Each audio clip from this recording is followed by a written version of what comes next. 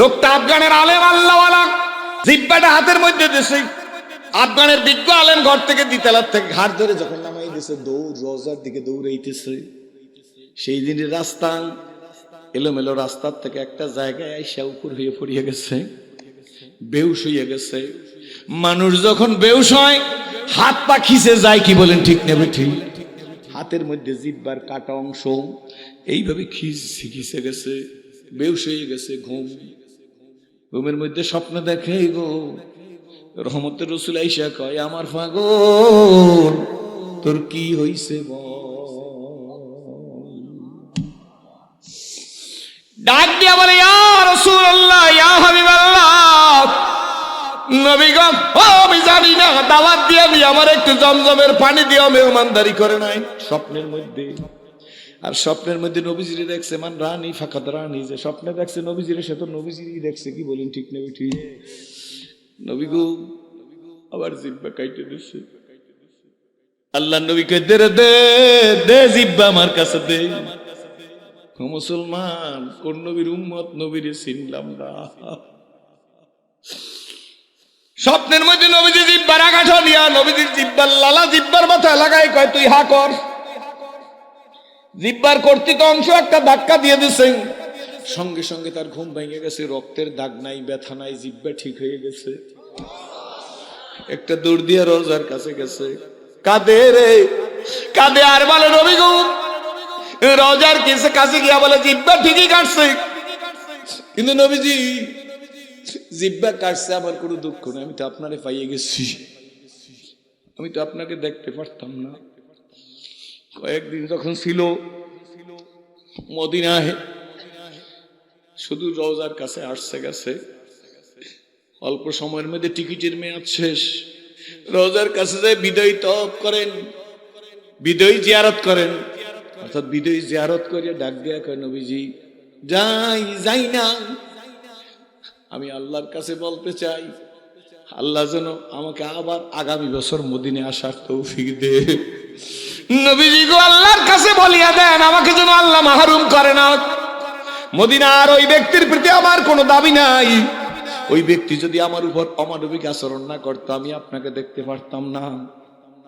এই কথা বলিয়া নির্দিষ্ট ডেটে লোকটা চলে গেছে। সংক্ষেপ করে বলতেছি, 1 বছর, দ্বিতীয় বছর যখন আবার টাকা দাখিলের সময় হয়ে গেছে, প্রকাণ্ড ধনী মানুষ আফগানের এই আলেম টাকাটা ঠিকই দাখিল করছে, সে আবার টাকা দাখিল করিয়া যথাসময় মক্কাতে চলে আসছে। মক্কায় আইসা দ্বিতীয়বার আবার হজ কার্য সম্পন্ন করিয়া মদিনাতে জিয়ারতুন নবী সাল্লাল্লাহু আলাইহি ওয়াসাল্লামের জন্য গেছেন। আজও হোটেলের মধ্যে বেবগ্রিস রাইখাম, নিজে গোসল করিয়া সুন্দর করিয়া কাপড় সাপড় পরিয়া আতর গোলাপ লাগাইয়াম বাবের সালাম দিকে ঢুইকা সালাম দিতে দিতে দিতে দিতে রোজার কাছে আইসা দুরূদ শরীফ পড়িয়া তেলাওয়াত করিয়া হাতটা জাগাইছে। জাগাই ওই একই কথা বলতেছি, আল্লাহ তোমার হাবিব জিন্দা নবী হায়াতুন নবী রোজার মাবুদ গো, ওই তো আবু বকর, ওই তো ওমর, আল্লাহ আবু বকর সিদ্দিক, হযরত ওমরের উসিলায়, নবীজির উসিলায় আল্লাহ তুমি আমারে মাফ করো গো। আল্লাহ তুমি দুনিয়ায় সুখ শান্তি সমৃদ্ধি ঈমান নিয়ে থাকার তৌফিক দিও, আখিরাতে আল্লাহ বিনা হিসেবে তুমি মাফ করিয়া দিও। এই কিন্তু দ্বিতীয় বছর, হাতটা মুখের উপরে এরকম অবস্থা দিছে। একই অবস্থায় আবার ঘুরিয়া বাবে জিবরিলের দিকে যাইতেছে। এমন সময় 27 বছর বয়স হবে একটা যুবক, লম্বা যুবক, একেবারে জোয়ান, পিছন থেকে সালাম দিছে আইসা, সালামটা দিয়ে হাতটা ঢুকাই দিছে, ঢুকাই দিয়েই ডাক দেয়া, মান আনতা ইয়া শায়েখ। আফগানের আলেম কয়, গত বছর আর এবছর তো খেলা একই হইতেছে, দেখি না কি হয়। গত বছরের লোক ছিল বুড়াম, এই লোকটা জোয়ান, দেখি কি হয়। ডাক দেখাই, আমি আব্দুল্লাহ। ওই 27 বছরের যুবক ডাক দেখে, আব্দুল্লাহ চাচ্চু। বলো না, হ্যাঁ বলো চাচ্চু, তোমার দেশ কোথায়? আল্লাহু আকবার, আমার দিকে তাকান। সাজি ভরা কথা আমি বলবো না, অনেক লম্বা কথা আমি বলবো না। ডাক দিয়া বলে, আব্দুল্লাহ তোমার দেশ কোথায়? আফগানিস্তানে। আসছো কেন হজ করতে? ডাক দিয়া বলে, চাচ্চু মন চায় রে তোমারে মেহমান বানাইতে, তুমি আমার বাড়ির মেহমান হইবা। আফগানের আলেম কয় গত বছর তো একই কথা বলছেন, লোক পরিবর্তন, কথার তো কোনো পরিবর্তন নাই। কয় নাম জিহা মেহমান হইব, দেখিনি কি হয়। গত বছর বুড়াই জিব্বা কাটছে, এবার না হয় জুয়ানি নিয়ে জিব্বা কাটবে। কাটুক জিব্বা, নবীজির তো পাইছি। আল্লাহু আকবার। জোয়ান খুব খুশি হইয়া হাতটা বগলের মধ্যে নিয়ে গত বছরের মতো যাইতেছে। এই আফগানের আলেম যে রাস্তা দিয়া যায় মনে মনে বলে, গো গত বছর যেই রাস্তায় গেছি গো, এইবার তো সেই রাস্তায়, যেই বাড়ি সেই বাড়ি, যেই দোতলা সেই দোতলা। দাদে হাকরা কাবিলিয়া শর্তে নিশতে বলকে শর্ত কবুলিয়া দাদে উস। কি বলেন ঠিক নেবে ঠিক? যোগ্যতার কোনো দাম নাই বাবা গো, দাম হইল কবুলিয়াতের। সাধনার বলে হাফসার বেলাল বিনা যোগ্যতায় কাবার মুয়াজ্জিন হয়। আল্লাহ যদি কারণে কবুল করে, বিনা যোগ্যতায় কবুল করতে পারে, পারে না? পারে না? জোরে খান বন্ধুরা। আফগানের আলেম দেখে দ্বিতলায় উঠতেছে। এই 27 বছরের যুবক তার নিয়ে দ্বিতলায় উঠছে। যেই রুমের মধ্যে ঢুকছে এটা গত বছরের প্রথম রুম। গত বছর একটু পানি দিয়ে আপ্যায়ন করে নাই, আজকে রুমের মধ্যে ঢুকে দেখে উটের গোস্তের রেজালাম, খাসির গোস্তের রেজালাম, গোস্ত ফ্রাই করা, বিরিয়ানি, পোলাও, খিচুড়ি, খানা আর খানা। কয় চাচু আসুদা হইয়া খাও। এবার আফগানের আলেম মনে মনে বলে, গত বছর আমারে না খাওয়াইয়া জিব্বা কাটছে, এইবার হয়তো খাওয়াইয়া কাটবে। যাই না খাই, তৃপ্তি সহকারে খাওয়ার পরে ডাক দেয়া তাল, ইয়া চাচ্চু তাল, ইয়া বিয়া আয় বাবা আমার এই রুমে আয়। আর এক রুমের মধ্যে নিয়ে গেছে। দ্বিতীয় রুমের মধ্যে নেওয়ার পরে কয় এই রুমেই আমাকে গত বছরও দ্বিতীয় রুমে নিয়ে আসছিল। দ্বিতীয় রুমের মধ্যে যাওয়ার পরে দেখে খালি ফল আর ফল, বিভিন্ন আইটেমের জুস। চাচ্চু ফল খাওয়া, আরবের নিয়ম হইল প্রধান খানার পরে ফল খাওয়ায়, ফল জুস কয় খাই। পর্যাপ্ত পরিমাণে খাবার পর খায়। চাচ্চু খাইছুনি তৃপ্তি সহকারে? কয় হ। তালিয়ান চাচ্চু এদিকে আসো। ওই রুমে নিয়ে গেছে। কয় নম্বর রুম? 3 নম্বর। 3 নম্বর রুমের মধ্যে নিয়ে গেছে। রুমের মধ্যে ঢোকার সঙ্গে সঙ্গে পচা গন্ধ সহ্য করা যায় না। নাক সাইপা ধরছে আফগানের আলেম, ওই 27 বছরের যুবক। একটা সুইচে টিপ দিয়েছে, সমস্ত রুমটা আলোকিত হয়ে গেছে, বাতি জ্বলে উঠছে। রুমের মধ্যে কিছু নাই, কর্নারে একটা মৃত্যুর খাটের মতো, মুদ্দারের খাটের মতো একটা খাট। ডাক দেখা চাচ্চু আসো। আর কয়টা বাতি জ্বালাই দিয়েছে। গিয়া দেখে একজন মানুষ শুয়ে রয়েছে। মানুষটার শরীরের মধ্যে এইভাবে বড় বড় টিউমার, পায়ের পাতার থেকে মাথার তালু পর্যন্ত প্রত্যেকটা টিউমারের মুখ দিয়ে পোক বনবন করতেছে, বিনবিন করতেছে, পায়খানার পোকের মতো। ডাক দিয়া বলে চাচ্চু এই লোকটারে চিনছনি? আফগানের আলেম ডাক দেখ চিনি নাই, চিনতেও পারে না। ডাক দেয়া চিনছনি দেখো? কয় না। কয় আরো কাছে আসো। ঘুরেই ঘুরে দেখায়, দেখো এই লোকটারে চিনছনি? এই আলেম বিদ্বেষীরা, এই পীর বিদ্বেষীরা, এই ইসলাম বিদ্বেষীরা, এই বলার মানুষ। আমি সিরাজি ছিলাম জাহান্নামের আসামি।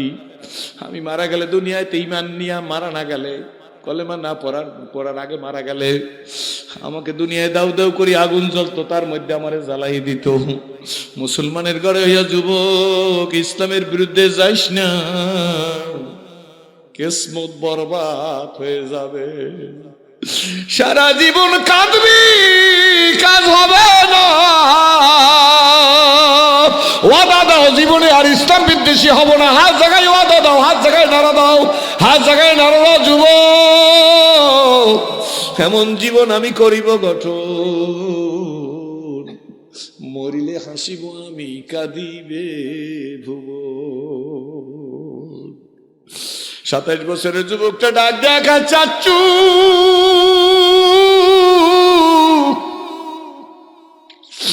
ভালো করিয়া দেখে নাও চিনুনি?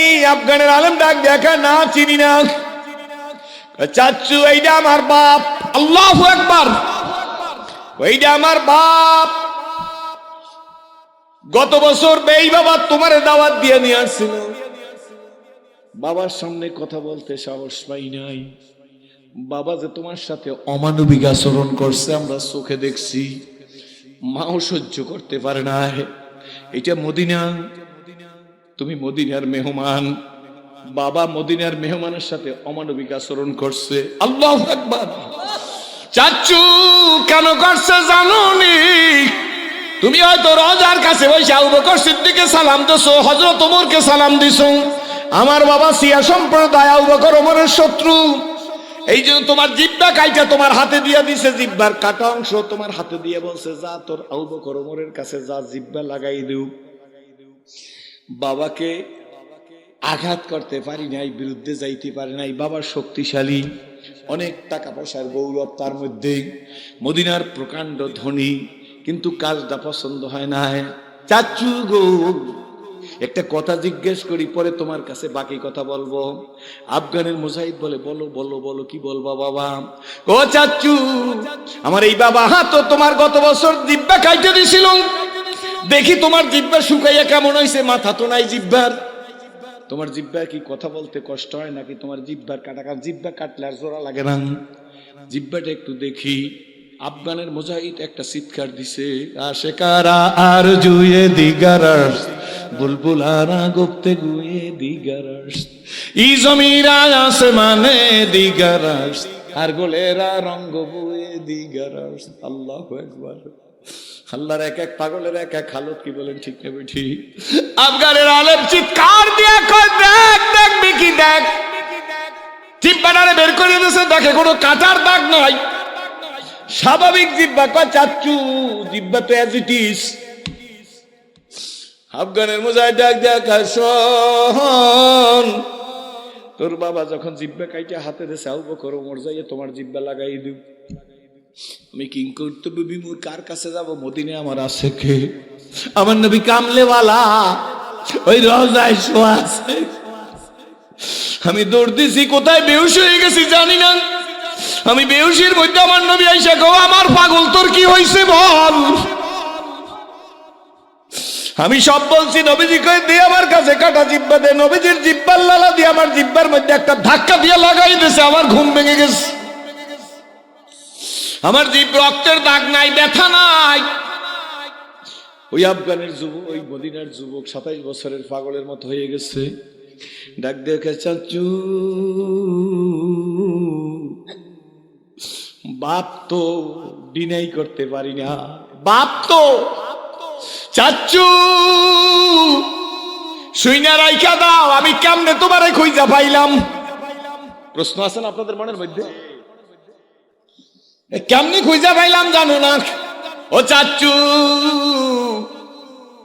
চাচু গো তুমি চইলে যাবার 24 ঘন্টার মধ্যে আব্বার শরীরে জ্বর উঠে গেছে। 72 ঘন্টার মধ্যে আব্বার শরীরের মধ্যে টমেটোর মতো, আপেল ফলের মতো টিউমার শুরু হয়ে গেছে। আর 2-3 দিন বেড়াই বাইরে হয়ে যাওয়ার পরে প্রত্যেকটা টিউমারের ভিতরে পুইজ হয়ে গেছে। দ্বিতীয় সপ্তাহে বাবার শরীরের ভিতর থেকে পোকা বের হইতে শুরু হয়েছে। চাচু বাবাই মাঝে মাঝে গাধার চিৎকারের মতো চিৎকার দেয়। আমরা এখন আর আব্বার কাছে কেউ আসি না। টাকা পয়সা আছে, কাজের লোক রাইখে দিছি, কাজের লোকেরা গোলস বইরা নাক বন্ধ করিয়া তারপরে বাবার একটু খেদমত করেন। বুঝা ফেলাইছি চাচু, রিয়াদের হাসপাতালে, সৌদির মদিনার হাসপাতালে দেখাইছি, কোনো কাজ হয় নাই। টাকার জোরে ইউরোপ কান্ট্রিতে নিয়ে গেছি, বাবার 1 রিয়ালের কোনো উপকার হয় নাই। ওই দিন থেকে বুঝা ফেলাইছি তুমি মাপ না করলে বাবায় মাপ পাবে না। বন্ধু কথাটা ক্লিয়ার বলা লাগে। আর এক কওমিয়া মাদ্রাসা একটা কিতাব পড়ায়, আলিয়াও আগে পড়াইতো, আমি ইসলাম কবুল করার পরে পড়ছি। কিতাবটার নাম মালাবুদ্দা মিনহু, আসেনি? কি কিতাব? মালাবুদ্দা মিনহুর আর একটা বাংলা নাম আছে, বেকার কিতাব, যা না জানলি হয় না। লোকেরা কয় আলেম ওলামারা, ঠিক না? এই মালাবুদ্দা মিনহু কিতাবের মধ্যে আল্লামা সানাউল্লাহ পানিপতি রহমাতুল্লাহর কিতাব, ঠিক আছে নি? কার কিতাব? সানাউল্লাহ পানিপতি রহমাতুল্লাহ লেখে, কোন আলেমকে কলঙ্কিত করা, কোন আলেমের, ভালো করে শুনেন, কোন আলেমের চরিত্র নষ্ট করা, কোন আলেমের বিরুদ্ধে পরিকল্পনা করা, কোন আলেমের সম্মান নষ্ট করার পরিকল্পনা করা, কোন আলেমকে হেয় প্রতিপন্ন করা, কোন আলেমকে নিচু জানা, কোন মসজিদের ইমামকে গোলামের মতো মনে করা, কথার টানে বলে দিলাম, কোন তালবে ইলমদেরকে ভিক্ষুক মনে করা। ভাইজান সানাউল্লাহ পানিপতি রহমাতুল্লাহ বলে আকলাকগুলা সব কুফরি, যারা করবে গো তারা ঈমান নিয়ে কবরে যাইতে পারবে না। এই কিতাব পড়াই নিয়ে লোকেরাও তো এখানে বসা আছে, কি বলেন ঠিক নেবে ঠিক? তারা ঈমান নিয়ে কবরে যাইতে পারবে না। আপন বাড়ি রাইখা যেজন পরের বাড়ি সাজে, তার মতো বোকা কি আর এই জগতে আছে? বলো, আপন বাড়ি রাইখা যেজন পরের বাড়ি সাজে, তার মতো বোকা কি আর এই জগতে আছে? লোকটা ডাক দিয়া কয়, 27 বছরের যুবক ডাক দিয়া কয়, চাচ্চু তুমি যখন তোমার কাটা জিব্বা নিয়ে দৌড় দিছো, রক্ত পড়তে পড়তে আমাদের বাড়ির এই সিঁড়িতে রক্ত ভরিয়ে রইছে। আম্মা সিঁড়ির কাছে দাঁড়াইয়া এই রক্ত দেখে দেখে কান্না কাটি করছে আর আব্বাকে ধিক্কার দিছে। আমি আমার মাকে বলছি, মা আমি যে ওই লোকটার চেহারা দেখছি তাতে নবীর পাগল, সে মনে হয় আগামী বছর আবার নবীর রোজায় আসবে। আল্লাহু আকবার। শাশু আফগানের আলমকে বলতেছে, মদিনার ওই 27 বছরের যুবক হজের মৌসুম শুরু হওয়ার পরে ইস্তেঞ্জা ওযু 4টা খাই, এরপরে যে বাবি জিবরিলের কিনারে মোরা দিয়ে বইসা থাকি, যদি তোমারে আমি পাইয়ে যাই। আমি জানছি, আমি বুঝতে পেরেছি আমার বাবার কপালের পরিবর্তন হবে না, আমার বাবাকে কিছু বলতেও পারি না। আমার বাবার এই দৈন্য দুর্দশার উদ্দেশ্য হইল এইটা, শাশু তোমারে পাইয়ে গেছি। এই কথা বলি ওই 27 বছরের যুবক ভাব করিয়া ওই আফগানের আলেমের পাওটা জড়াই ধরছে, ডাক দিয়া বলে, শাশু তুমি আমারে মাফ করিয়া দাও। আফগানের আলেম পাগলের মতো চিৎকার মেরে ডাক দিয়া কয়, আমার কাছে কিছু নাই, তোমার বাবা যাদের সাথে বেয়াদবি করছে তারা ওই তো রোজার কিনারে শুয়ে আছে। আল্লাহু আকবার। তোমার বাবা যেতে না পারলে তোমরা যাও,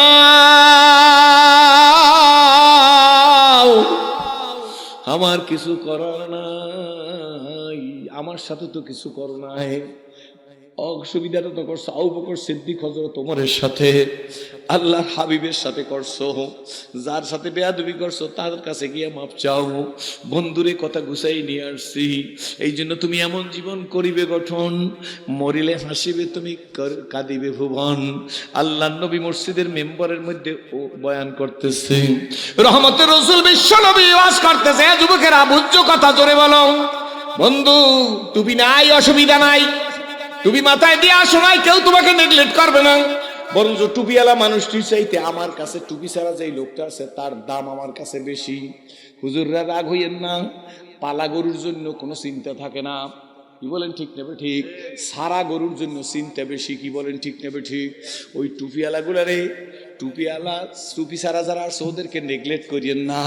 গাঁজাখোরের মুখে চুমা দেন, বিড়িখোরের মুখে চুমা দেন, বিদ্বেষী লোকদের আদর করেন, বাবা ডাকেন, সোনা ডাকেন। আরে আমাকে তো ইনভেস্ট নাই।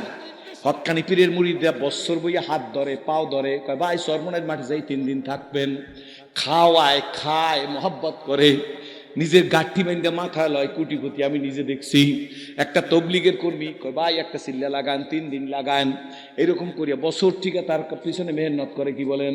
এরপর মাঠে নে, এরপর তাকে বয়ান শোনায়, এরপর তার পরিবর্তন আসে। সে যদি একটা লোক সুইটে যায় তাইলে কষ্ট পায়। আপনার আমার চালান নাই, চেষ্টা করি নাই, কি বলেন ঠিক নেবে ঠিক? ধিক্কার দিয়ে ছুটাই দিলাম। মানুষকে দূরে দিতে জানেন, কাছে তো আনতে জানেন না। এই জন্য এই সমাজের যুবকদেরকে যদি ট্রিট করতে পারেন, ভালো ব্যবহার দিতে পারেন, মনে রাখবেন পিস্তল দিয়া, বন্দুক দিয়া, ক্ষমতা দিয়া, পাওয়ার দিয়া বাড়ি দখল করা যায়, মাঠ দখল করা যায়, বাড়ি দখল করা যায়, ঘর দখল করা যায়, বাজার দখল করা যায়, শহর দখল করা যায়, দিল দখল করা যায় না। ঠিক নেবে ঠিক? জোরে কোন? বন্দুক দিয়ে দেল দখল করা যায় না, টাকার জোরে দেল দখল করা যায় না, ক্ষমতার জোরে একজনের ঠগাই আর একজন জেতা যায়, কিন্তু দেল দখল করা যায় না। বরঞ্চ 80 বছরের বুড়িয়ার হাত দিয়ে ব্যালেটটা টাইনে নিয়াম, তুমি যখন তাকে বলো চাচা যান আপনারটা হয়ে গেছে, এখানে আর আগাইবেন না। 80 বছরের বুড়ি আকাশের দিক তাকাই, আল্লাহ ও তো আমার নাতির বয়সী, ও আমারে কষ্ট দিল, নেগলেক্ট করলো, বিচার তুমি করিও। তখন তোমার কপালে আগুন লাগলে ঠেকাইবে কেডা? বুঝছেননি? তোমার কপালে আগুন লাগলে কে ঠেকাইবে?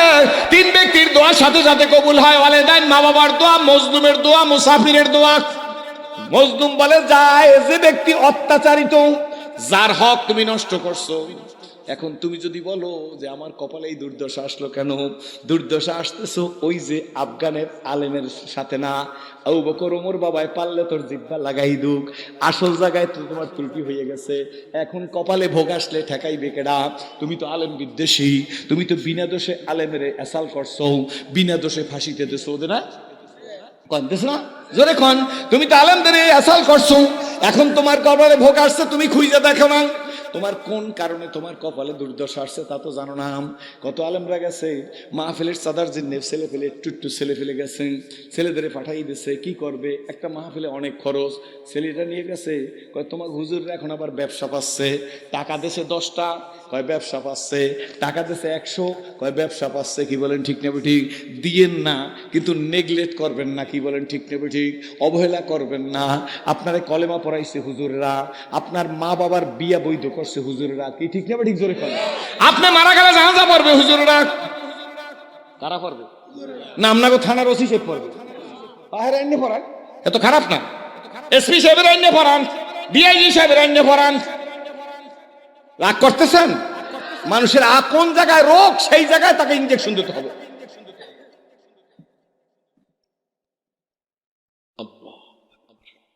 সমাজ ওই যে বলছি না ভালো থাকো, কথাটা একটু দূরে চলে গেছি।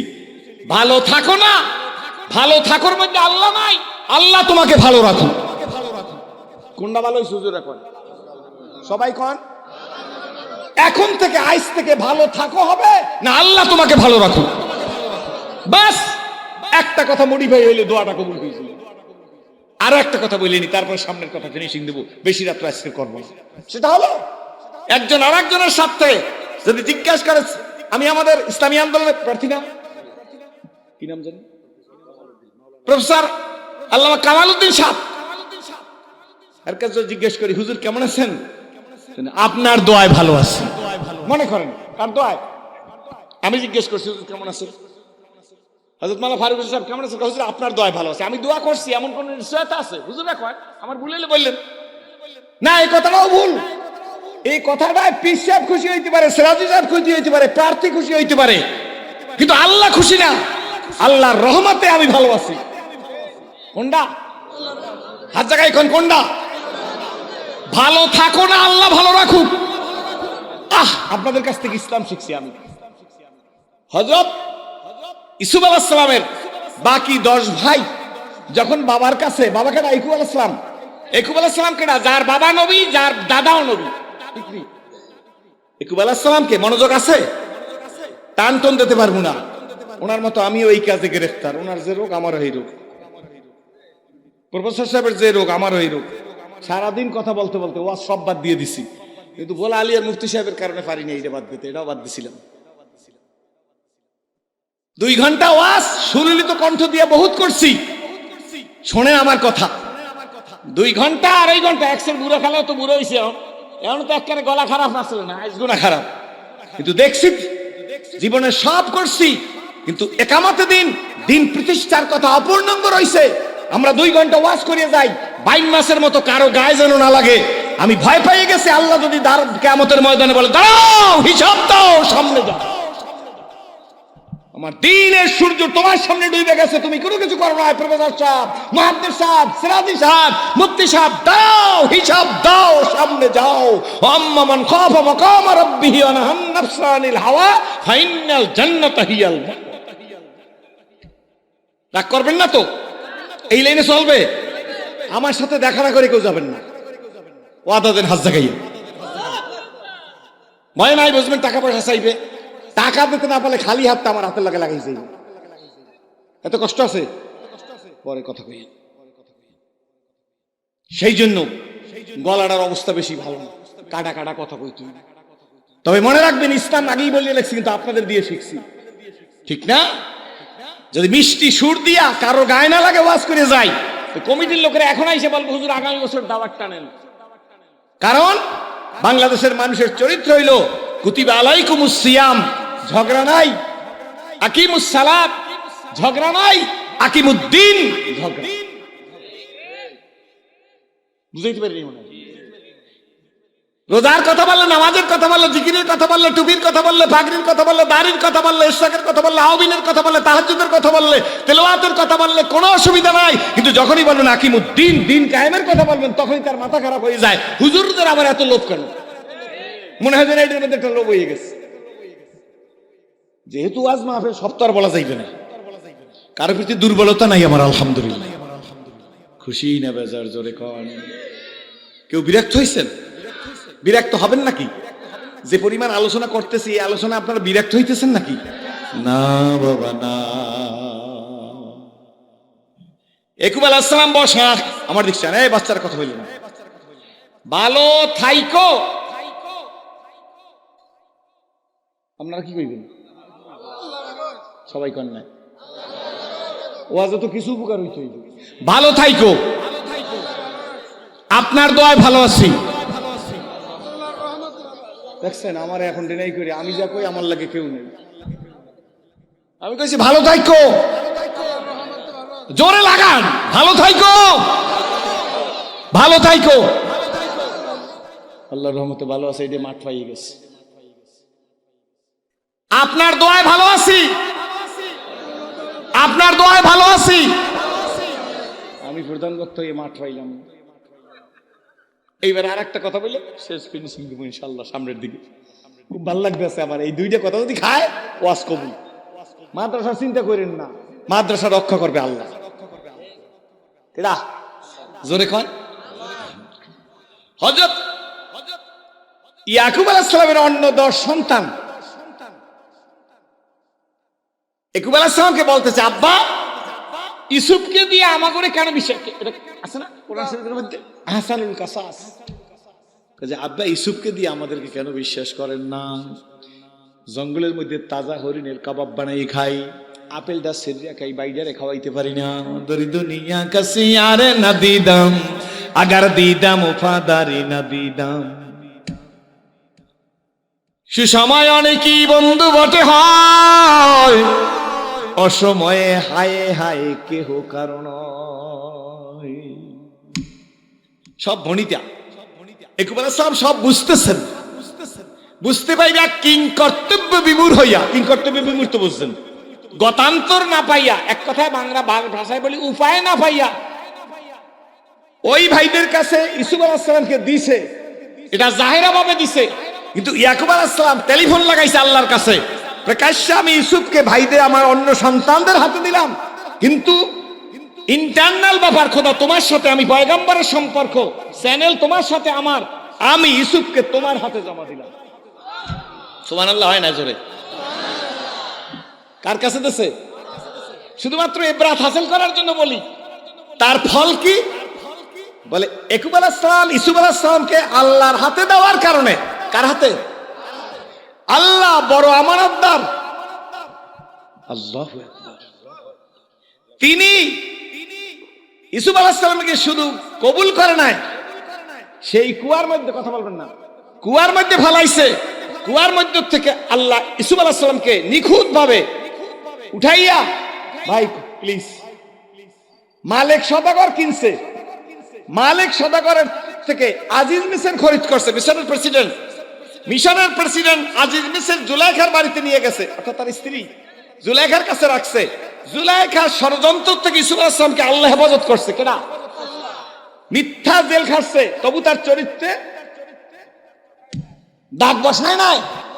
এরপরে আল্লাহ রাব্বুল আলামিন ওই ইউসুফ আলাইহিস সালামকে, কথাটা এখানেই, ওই ইউসুফ আলাইহিস সালামকে আল্লাহ মিশরের প্রাইম মিনিস্টার বানাইয়া ইয়াকুব নবীর সহস্তে আবার দিয়ে বলে, ইয়াকুব সেই দিন ইউসুফকে তুমি আমার হাতে দিছিলা, সেই দিন ইউসুফ ছিল অসহায়, আজ আমি ইউসুফকে মিশরের প্রাইম মিনিস্টার বানাইয়া আপনার হাতে দিলাম।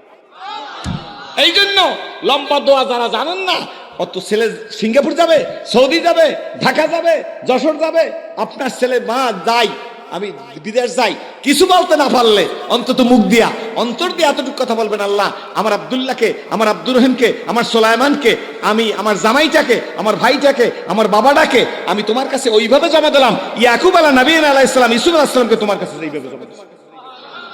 বাস খালাস। আল্লাহ ইংরেজিও বোঝে, বাংলাও বোঝে। আরবিতে কথা বলা সুন্নাত না, সুন্নাত নাকি? আরবিতে কথা বলা সুন্নাত। ইংরেজিতে কথা বলা হারাম না। প্রফেসর সাহেব ঠিক না ঠিক? আরবিতে কথা বলা সুন্নাত না, ইংরেজিতে কথা বলাও কি না হারাম না। মন্ডলে অনেক বড় রাখবেন, ইংরেজিরও দরকার, বাংলারও দরকার, ফার্সিরও দরকার, উর্দুরও দরকার। কি বলেন ঠিক না ঠিক? সুতরাং কেউ কারোর দিকে অ্যাঙ্গেলে তাকাইবেন না। সবকিছু স্কুলে লাগবে, কলেজে লাগবে। আমার রাহবার কামেল মুর্শিদে মোকাম্মেল বলতো, আমার অর্থ থাকলে আমি একটা ইসলামিক কলেজ প্রতিষ্ঠিত করতাম। সেই যুগে বললে গেছে। রাগ করেন না তো?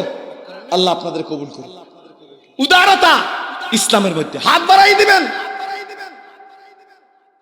ওয়াজ করলে টাকা পাই, ওয়াজ করলে মুরগির রান পাই, ওয়াজ করলে পাঙ্গাসের পেড়ি পাই। আল্লাহ কি বাবা আপনারা রাগ করছেন নাকি? শুনুন, দুই একজন ওজোর থাকতে পারে, সব পাই। আল্লাহ যে সম্মান আপনাদের পায়ের ধুলির বদৌলতে, আমার যোগ্যতায় না, আপনাদের পায়ের ধুলির বদৌলতে আমাকে যে সম্মান দিছে, এই সম্মান দিয়ে আবার এই রাস্তায় নামার দরকার ছিল না।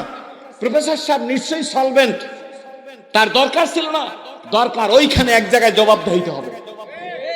আমি কমলনগরের পীর আল্লামা খালেদ সাইফুল হুজুরের হায়াত তোমার কাছে ভিক্ষা চাই আল্লাহ। কয়েন আল্লাহ আমিন।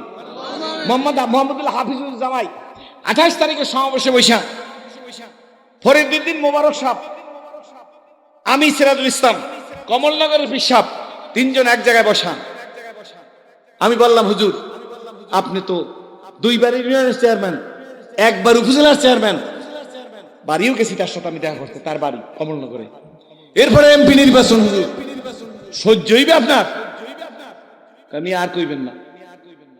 যখন দেখলাম রাস্তার মানুষ আমাকে পছন্দ করে, আমাকে চায়, হাফিজুদ্দিন জামাইয়ের কথা, কমলনগর পীর সাহেবের কথা, তখন আমি আমার মনের মধ্যে ভয় হইল, এই জাতি আমাকে চায় আর আমি যদি রাস্তায় না আসি, কিয়ামতের ময়দানে এই খালেদ সাইফুল্লাহকে আল্লাহ দাঁড়া করায় জিজ্ঞেস করবে। সেই ভয়তে আমি রাস্তায় আসছি, আমি এমপিও হব। কয় আমি এমপিও হব। আল্লাহ। ফরিদউদ্দিন আল মোবারক ছিলেন না মুফাসসিরে কোরআন, কয় হুজুর আমি একটু ছোট করে চেষ্টা করতেছি। কয় কি? আমি চেয়ারম্যানিতে দাঁড়াবো। কয় এই আরেকটা ভুল, ফরিদউদ্দিন আল মোবারকের চেয়ারম্যানিতে দাঁড়াবার সময় নাই মিয়া, তুমি নির্বাচন করলে এমপি নির্বাচন করবা। রাগ হইয়েন না, ওটা রাজনৈতিক মঞ্চ না, প্রসঙ্গ আসছে সেই জন্য বলছি। এ ব্রাত হাসিল করা দরকার, ঠিক না ঠিক? সুতরাং আপনাদের কাছে অনুরোধ, আমার উপর রাগ করছেন, আপনাদের কাছে অনুরোধ, একটা মুসলমান তার মুসলমানি জিন্দেগি যাপন করুন। জোরে কান আল্লাহুম্মা। রহমতের রসুল কথাটা শেষ করে দেব। নবীজি মেম্বারে বসে ওয়াজ করতেছে, শোনেন অন্য ধর্মাবলম্বী ভাইরা থাকলে, সুবহানাল্লাহ। নবীজি কেডা? ওয়াইন্নাকা আলা খুলুকিন আযীম। হে নবী, আপনি আযীম চরিত্রের মানুষ। ওমা আরসালনাকা ইল্লা লাকাদ কানা লাকুম ফি রাসূলিল্লাহি। কার কথা? কার কথা? আল্লাহর নবী। হে যুবকেরা, হে অন্য ধর্মাবলম্বী ভাইরা শোন, রহমতের রাসূল ওয়াজ করতেছে মসজিদে নববীর মধ্যে, সাহাবীরা শুনতেছে। ঝটিকে বেগে বলে শেষ করবে। আল্লাহর নবী তাকায় দেখেন, ওয়াজ শুরু হইলে একটা যুবক ছেলে আইসা মসজিদের ডান দিকে দাঁড়ায় যায়। মাঝে মাঝে ছেলেটি দাঁড়ায় এইভাবে আঙ্গুল চিবায়। চিন্তা করে যখন মানুষ তখন আঙ্গুল চিবায়, চিন্তা করে যখন মানুষ তখন এইভাবে হাত বাঁধে। ভাই কি চিন্তা করছেন না? ঠিক না? চিন্তা করে যখন তখন হাত দুইটা এরকম করে অনেক সময়, ঠিক নি? নবীজি দেখে, নবী যখন ওয়াজ করে গো, ওই ছেলেটা ইহুদির ছেলে, সুবহানাল্লাহ, মাঝে মাঝে হাত বাঁধে মাথায়, মাঝে মাঝে হাত এইভাবে করে, মাঝে মাঝে আঙ্গুল চিবায়। নবী যদি কাঁদে গো, ছেলেটিও কাঁদে। নবী যদি মুস্কি হাস দেয়, ছেলেটিও মুস্কি হাস দে। ওয়াজ শেষ, চলে যায়, নবীজির সাথে সাক্ষাৎ করে না। বহুদিন চলে গেছে, আজ নবী ওয়াজ করতেছে, ওয়াজ তো চলতেছে, সাহাবীরা বসান, কিন্তু ডান দিকে তাকায় দেখে ওই ছেলেটি আজার ওয়ালের সাথে হেলান দিয়ে দাঁড়াইয়া নাই। ছেলেটিকে দেখে না নবী, ভালো করে মনোযোগ। আল্লাহর নবী ওয়াজ শেষ করিয়া সাহাবীদেরকে ডাক দেখা, সাহাবীরা গো, ওই যে ছেলেটি ইহুদির ছেলে, দৈনিক ওয়াজ শুনে, আমি হাসলে হাসে, আমি কাঁদলে কাঁদে, চিন্তিত হইয়া আঙ্গুল চিবায়, মাথার পিছে হাত নাই, মাঝে মাঝে হাত বুকের সাথে বেঁধে রাখে, বলবো ওই ছেলেটিকে আমি কেন দেখতেছি না, আজকে নাই কেন? তাইলে বোঝা গেল আমরা ওই নবীর উম্মত যেন ইহুদির খবর নিত। জোরে কোন, তুমি তো তোমার মায়ের খবর নাও না। এই ভোলায় আমরা পেপারে দেখছি অথবা ইউটিউবে দেখছি, নিজের মায়ের গরুর করে রাখছে। তুই কপাল পোড়া, তোর মা বা জীবিত থাকায় পাও ধরে মাপ চা, যদি না চাও ডিউ টু টাইম। তুই রাখছো গরুর ঘরে, তোরে রাখবে ল্যাট্রিনে আটকাইয়ে তোর সন্তান। চ্যালেঞ্জ দিয়ে গেলাম।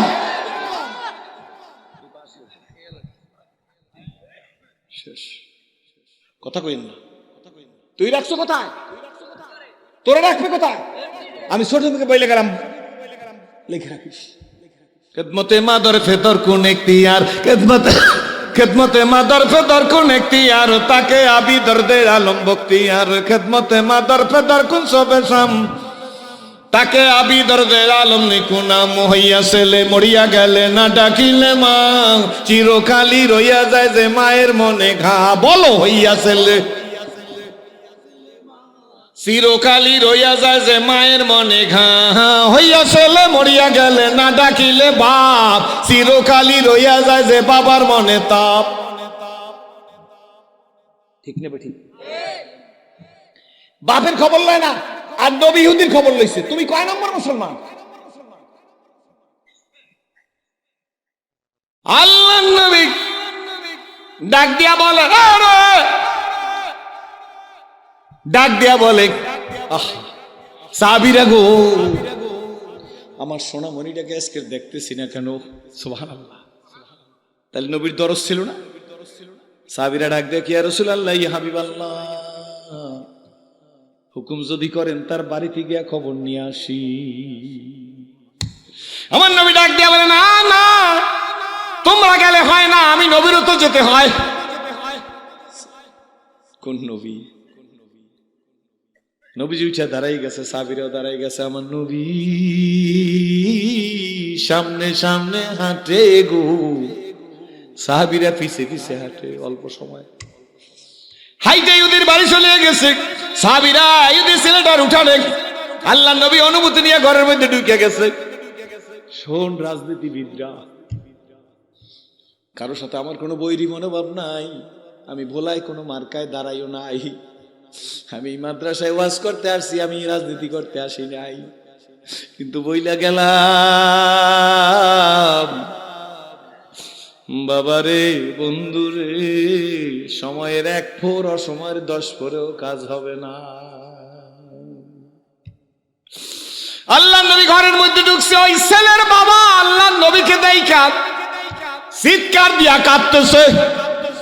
বাপু কিন্তু ইহুদি। একটা ঘরের খুঁটির সাথে হেলান দিয়ে নবীজির দিকে তাকায় কাঁদতেছে, একবার ছেলের দিকে তাকায় আর একবার নবীজির দিকে তাকায়। আল্লাহ নবী তার বাবার দিকে তাকায় কিন্তু তার সাথে কোনো কথা বলে না। ছেলেটির কাছে বসে আল্লাহ নবীর বরকতি হাতখানা ছেলেটির বুকের মধ্যে দিয়ে মালিশ করতেছে। নবীজি বুকটারে মালিশ করিয়ে দিতেছে আর ডাক দিয়া কয়, তোর বুঝি কষ্ট হইতেছে বেশি, তোমার বুঝি কষ্ট হইতেছে? ছেলেটি উঠতে চেষ্টা করে, উঠতে পারে না। ডাক দিয়া কয়, বুকে কষ্ট হয়। ছেলেটি ডাক দিয়া কয়, ইয়া রাসূলুল্লাহ, ইয়া হাবিবাল্লাহ, কষ্ট তো হইতেই ছিল, আপনার হাতের পরশে আমার কষ্ট দূর হয়ে গেছে। আল্লাহ নবী তার শারীরিক সিমটম দেখে বুঝতে পারছে ছেলেটি বুঝি বাঁচবে না।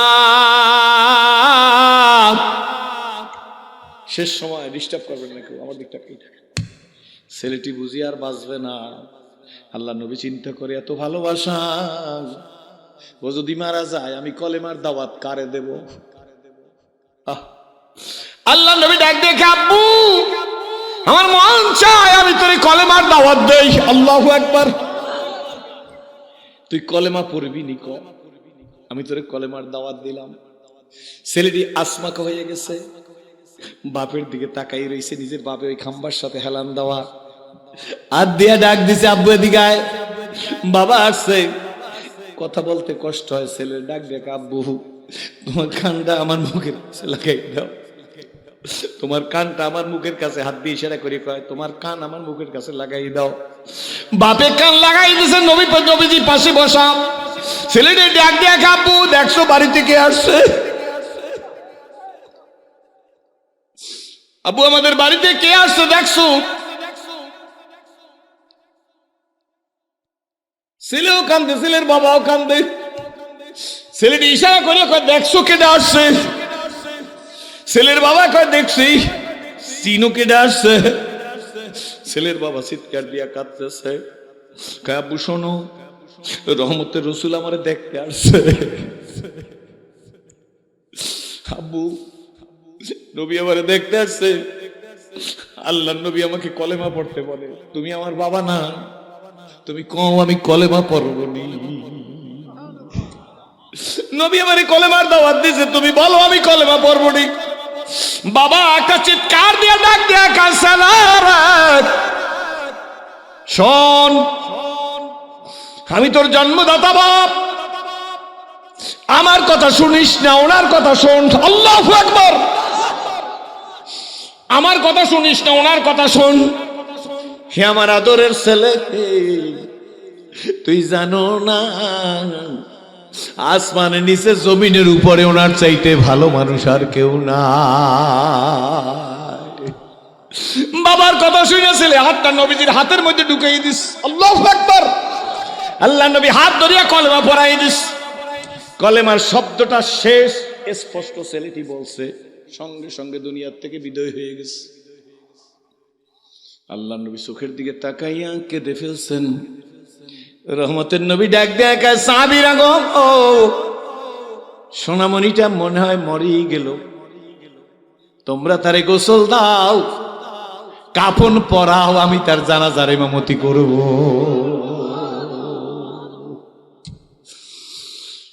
সাহাবীরা গোসল দেয়া কফিন পরাইছে, আল্লাহ নবী নিজে ইমামতি করছেন।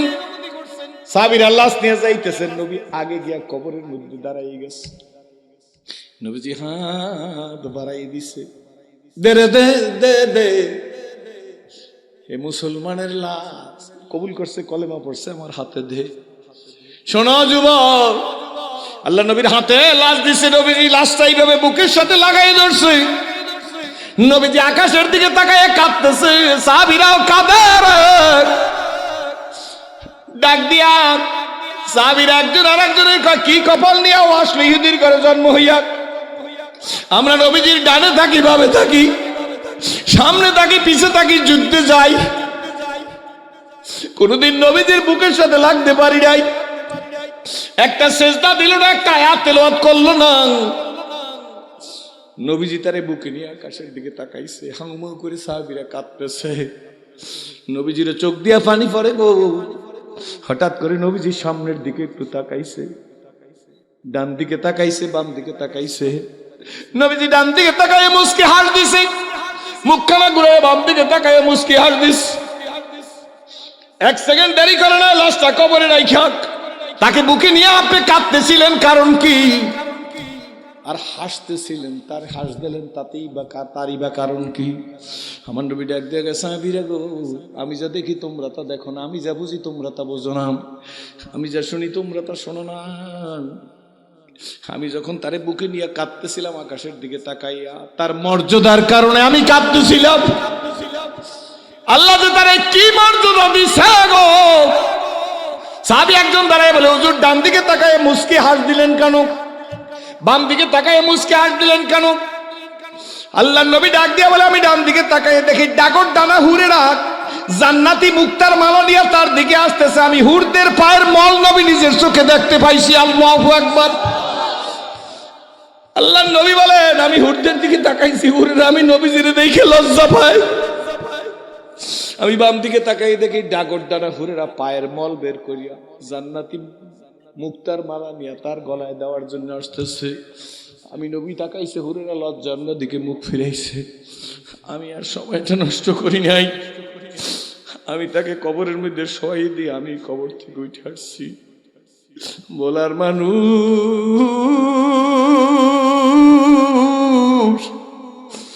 এ মাকে কষ্ট দেওয়া অন্যরা নারে বাজার। গতকালকে নড়াইলে বলছি 42 বছর জীবনের হিসাব করছি, কোনদিন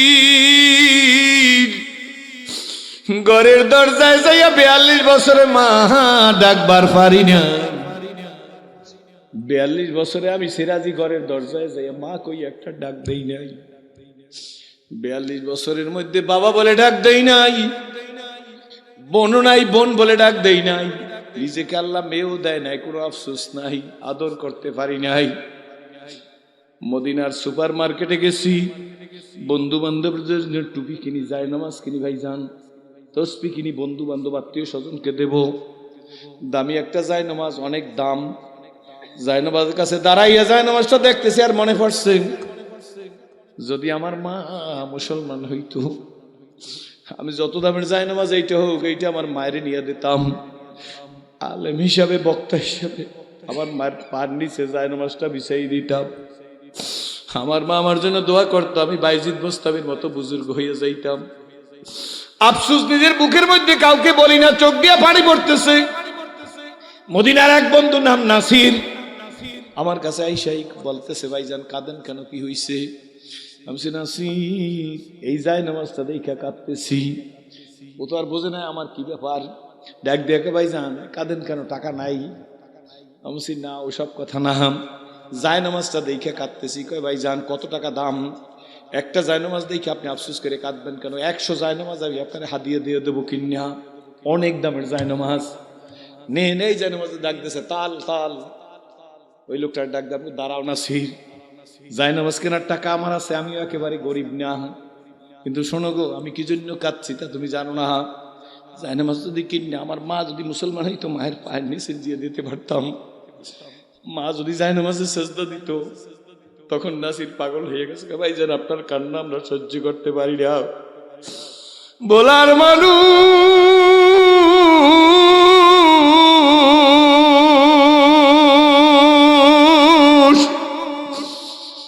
নিজে নিজে ভাবি, মালিক রে তোমার মতো মালিক কি আর হয়?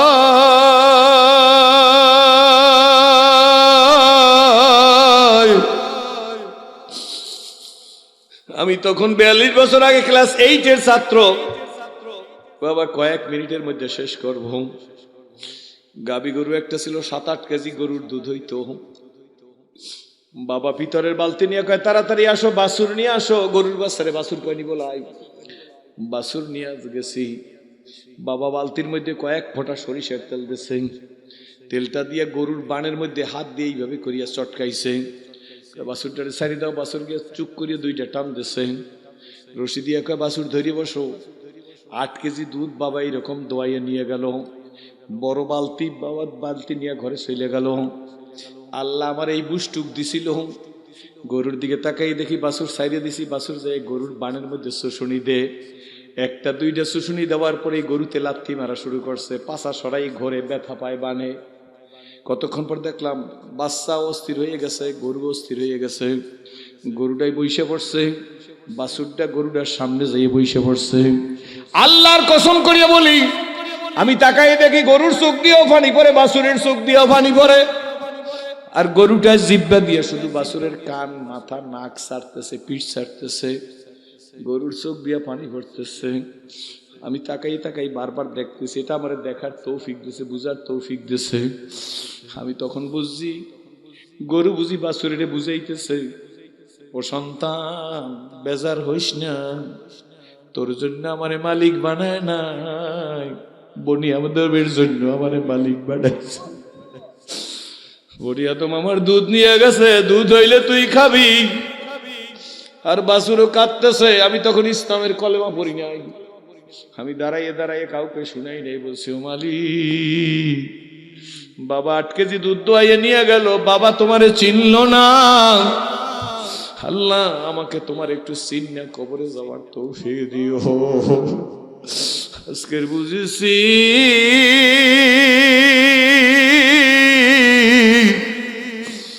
আমার মালিক কে কে কে বলো, ইয়া আল্লাহ। 2 হাত জায়গায় ডাক দাও, ইয়া আল্লাহ। আমার মালিক আমার ওই তো বুঝাইবার ভাষা না। আপনাদের বোঝার ভাষা আছে। মন খুলিয়া দোয়া করবো আমার মায়েরা, আমার বোনেরা, আমার মেয়েরা। বিদায় বেলা গত বছর আপনাদের কাছে আসছিলাম, আপনারা অত্যন্ত সুন্দর সাড়া দিয়েছেন, যেই কারণে আমি আপনাদের ভুলবার পারি নাই।